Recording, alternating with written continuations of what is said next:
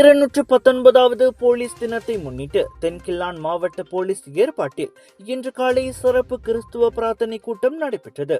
கில்லான் our lady of லூட்ஸ் Catholic தேவாலயத்தில் நடைபெற்ற இந்நிகழ்வில் போலீஸ் அதிகாரிகள் மற்றும் பொதுமக்கள் என சுமார் 60 பேர் கலந்து கொண்டனர். தென்கில்லான் மாவட்ட போலீஸ் தலைவர் ஏசிபி லீம்ஜிட் ஹுய் தலைமையில் நடைபெற்ற இந்த நிகழ்வு சிறப்பு பிரார்த்தனை மற்றும் கீதங்களுடன் தொடங்கியது. தனது உரையில் நாட்டின் அமைதி மற்றும் பாதுகாப்புக்காக பிரார்த்தித்த அவர் இந்த ஒருங்கிணைப்பிற்கு தேவாலய நிர்வாகத்திற்கு நன்றியையும் தெரிவித்தார். விழாவின் சிறப்பம்சமாக 219வது போலீஸ் தினத்தை முன்னிட்டு கேக் வெட்டப்பட்டது.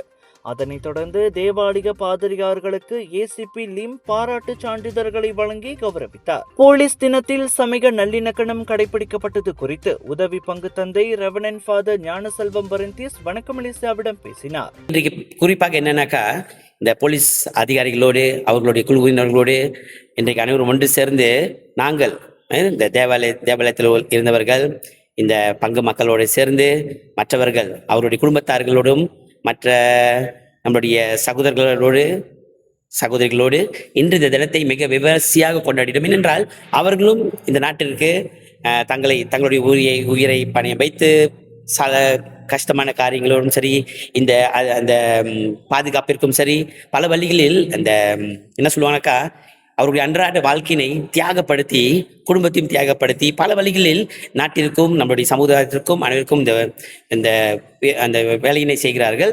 சவால் மிக்க ஒரு காரியம் இருந்த பொழுதிலும் இன்றைக்கு நாம் அனைவரும் ஒன்று கூடி வரும் பொழுது அவர்களுடைய செயல்களை நினைவு கூர்ந்து அவர்களும் நம்மோடு மக்களோடு சேர்ந்து தனியாக பார்க்காமல் அவர்களும் நம்மளை சேர்ந்தவர்கள், அவர்களும் இன்றைக்கு நம்ம கடவுளிடம் பிரார்த்தனை செய்து அவர்களுக்கு பாதுகாப்பும் அவர்கள் குடும்பத்திற்கு பாதுகாப்பும் தொடர்ந்து இவர்கள் இந்த பணியினை செவ்வனை செய்திருமாறு இன்று நம் அனைவரும் ஒன்று கூடி கடவுளிடம் பிரார்த்தனை செய்தோம். போலீஸ் துறையும் மக்களும் பிரிக்க முடியாதவர்கள் என்ற கருப்பொருளுக்கு ஏற்ப விருந்து உபச்சாரத்துடன் இந்த நிகழ்வு இனிதே நிறைவடைந்தது.